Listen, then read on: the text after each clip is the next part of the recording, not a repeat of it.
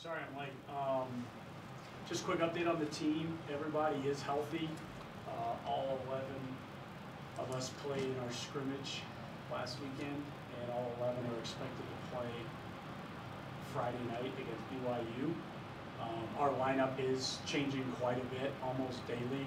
I know there's a lot of questions about starters and key players and things like that, but I've done my best to try and allow that to evolve and emerge naturally and not make judgments on kids too early or judgments on even just our team, and allow some of these things to evolve and emerge, like I said. Initially, that was going to go all the way up till November 11th internally, but I realize on Friday night that'll be a little bit external as well, and I hope even my own team doesn't maybe read too much into that and think that whatever the rotation or minutes, how they get divvied up Friday is going to be the way it's going to be all year long. We want all of these players to compete against each other every single day as if they're fighting for every minute that they get, and then obviously play that way once we get competitive as well. So I still haven't decided who those will be. I know that's come up a little bit. We'll probably make that decision sometime on Friday before we play. And based on how our minutes are going to go, it's really not going to matter a bunch anyways. Our minutes are not going to be spread out maybe the way they're used to, or maybe even you guys are used to. They're going to be a lot more condensed. And I think, high volume guys will drop a little bit, and that also means low volume guys will obviously come up a little bit. So I'm hoping our minutes will be spread, not just for the game Friday, but for every game we play all year, as we attempt to utilize our depth and really instill our style of play into the game. Spent some time on BYU. It's probably among the best offensive guard combo we may see this season. Very potent backcourt, very big team, as big a team as we may see this year as well. So two great challenges for us there that are going to put an immediate test on us. Our challenge, I think, as everybody knows around our program, has been potentially our lack of size. So to go against a team with this kind of size is going to put us right up to that test very quickly. So we're really excited about that and having that opportunity to not only improve in that regard, but see where we are at. And then to try and contain two really good guards that can shoot the ball the way they can is going to be a very good test for our defense and some of our individual players as well. So it's an amazing opponent at this time of year. It's very unusual to do this. It's new for me. I think it's new for even maybe this community a little bit to have such a talented opponent at this time of year. But it's an exceptional opportunity for us to grow, to go against a quality opponent, and hopefully get the fans rallied around our program as well. I know it hasn't necessarily been the most optimistic, uplifting time around Lobo Athletics over the last 3, 4, 5, 6, 12 months or so, but I'm hopeful this is maybe a time where we can all rally together, we can all be really positive, we can put some things behind us and enjoy a really fun basketball game against a terrific opponent that has a lot of history to it, and we can all move forward, particularly with our basketball team and with our basketball season. So that's just a little bit of a rundown of where we're at. I think I kind of hit on the things I wanted to kind of talk about. If there's any questions, I'd be glad to answer them. Coach, in an exhibition game, do you just let it fly? Do you use everything you've got, or do you hold some things back? That's a great question. For us, we're unique because we're still putting things in. So it's actually probably going to be a little bit of the flip side. We did some things in our scrimmage this past weekend where the opponent was doing some things that we hadn't quite gotten to yet. And I'm sure that's going to evolve on Friday as well. There's particular parts of the game, whether it's your zone, whether it's your late game situations, whatever it may be, that maybe you aren't as far along as you'd want to be on November 11th, that our timeline's been tilted a little bit with this game. Initially it was we're all going to be in-house until November 11th, and we have our timeline to get things in, and this kind of shifted that a little bit. So we have made some changes to some things we've gotten in particular for last weekend and then now for Friday night. So I think it'll be a little bit of the opposite. I don't think we'll be holding anything back. I think if anything, we won't have enough maybe in or be as developed as we would like in different aspects of the game. Talk about the last scrimmage, what did you see that you liked, and what's going to help you down the road?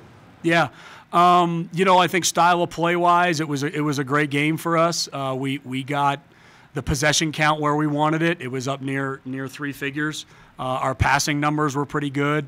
A lot of things that we identified, our game goals, we blew one out of the water. We came really close on the other two. So I think style-wise and how we're trying to play, overall, schematically, it went well. Little details and execution things we had to clean up. Wasn't very good. We spent some time on it yesterday. We'll continue to spend time on it today and the next day as we just try and become more refined in what we're doing. Did you consider not playing this game because of the risk reward? I mean, you weren't trying to put your team in front of fans until November 11th. Sure. This is probably before they're ready. So did you consider not playing this BYU game? If there was not a charity component to it, it would have been maybe a little bit of a different thought process. But as much as I take any coach, I think, takes their job seriously, their profession seriously, this to me is a little bit bigger than that.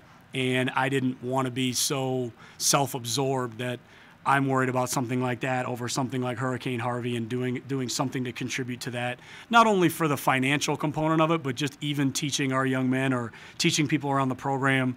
Sometimes there's a right thing to do, and it doesn't always line up with maybe what you would like personally or selfishly with your own organization or group or whatever. So I think that definitely played a big part in it.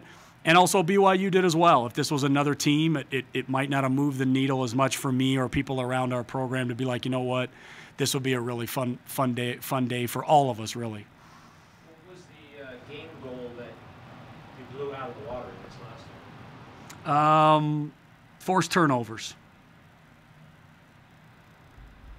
Was there anything that contributed to that? You guys were really aggressive, or the guys picked things up? Yeah, our charge count was awesome. I think we were double digits in charges, and we just did a really good job of being able to play the game at the pace we wanted and forcing turnovers. And that's something that we feel like this team has to do a lot of, and we're going to try and do a lot of it Friday night against a great opponent and see how that goes. Were there refs at the scrimmage, though? Yep. Coach, will you be able to move forward with the high school level practices that you were going to do? I know the Sure. NCAA had some allegations, but I understood that you worked those out. And what became of that? Yeah, we're currently, the next scheduled high school practice was supposed to be at La Cueva, and I believe we're around a couple of dates in the middle of December that we're looking at rescheduling in there. Albuquerque High was going to be the following one, and I think we're going to look at some dates towards the end of the season into the spring where maybe we can do something to make those up. So they're not saying that you have a draft advantage? No, you are permitted to do them during the competitive season. So once games start, you can practice wherever you want, whenever you want. How do you feel like you guys shot, and are the guys like you want it to be, like you talked about pacing and stuff like that? No question. That's something that we didn't do great. We didn't shoot the ball as I would have liked. We've kind of altered our practice and when we do our shooting and how we do our shooting now. So we're doing conditioning drills and following conditioning drills with shooting. So hopefully that'll make a little bit of an impact, because that was one thing that coming out of the scrimmage I felt like we could have done a better job of, was making shots, because we had some really good looks and they just didn't go down. And there's a lot that can go into that. I don't want to pretend that it's just that one thing. It could have been on the road. It could have been a lot of different elements to it. But the conditioning component is something we want to make sure we at least control. So we've just kind of altered the way we do shooting right now. Do you have any history with Dave Rose or BYU? Not really. I've spoken with Coach Rose about different staffing things over the years, and we have spoken, and we obviously spoken a lot more since this game got scheduled. And what about Houston? I think, is that from Houston? He is. Is he the only connection?